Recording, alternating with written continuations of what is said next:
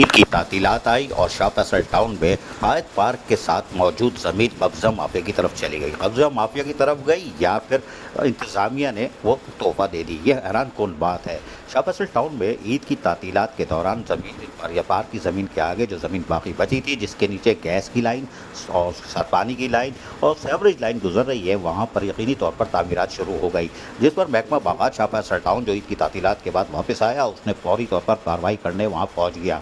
लेकिन वहाँ पर मौजूद खातून का दावा था कि उनके पास तमाम कागजात मौजूद हैं और वो कानूनी तौर पर कार्रवाई कर रही हैं और ये बना रही हैं और उनको तमाम तर दस्तावेज़ात इंतज़ामिया ने ख़ुद फराहम किए हैं और यकीनी तौर पर उनकी होगी जभी तो वो इतना शोर कर रही हैं।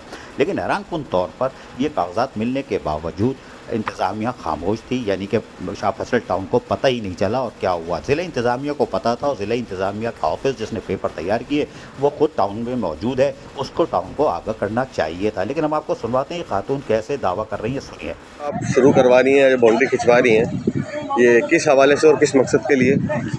अगर आप इसको दिखाएं इन्हें जी तो जी देखिए ये 384 सर्वे नंबर 384 है। अगर आप मेन रोड पे खड़े होते हैं जी तो जी ये ग्रीन बेल्ट है जो कि 50 फीट है, ठीक है सही है। तकरीबन।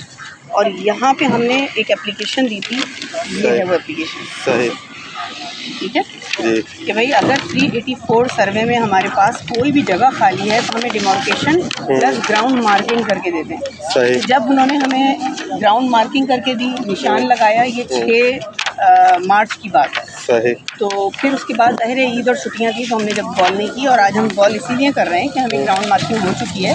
सही और चलो ठीक है। अगर किसी को कोई प्रॉब्लम है तो असिस्टेंट कमिश्नर साहब के दफ्तर से मालूमात ले लें, सही वहाँ हमारे कागजात जमा हैं। फिर थाने में हमने शाह फैसल थाने में जमा करवा दिए पेपर्स, और ये तमाम पेपर दिए हैं, कोई एक पेपर हमने कम नहीं दिया है। खातून जो कागजात दिखा रही हैं वो जनवरी 2025 में कागजात तैयार किए गए हैं। यकीनी तौर पर शाह फैसल टाउन के इंतज़ामिया के ज़राए के मुताबिक ये नैब केस बनता है और आर्मी चीफ आसिम मुनीर भी कराची में ताजरों को 2 बार यकीन दहानी करा चुके हैं कि वो कब्ज़ा माफिया और इंतज़ामिया के खिलाफ हम कार्रवाई करेंगे। अब देखते हैं कि अगर ये नैब का केस बनता है और शाह फैसल के इंतज़ामिया टाउन के चेयरमैन, वाइस चेयरमैन या कौंसल के लोग करारदाद पास करके ज़िले इंतज़ामिया के खिलाफ नैब में जाते हैं या फिर कोर्ट कमांडर को किसको दरख्वास्त देते हैं, तो उसके बाद क्या फ़ैसला आता है।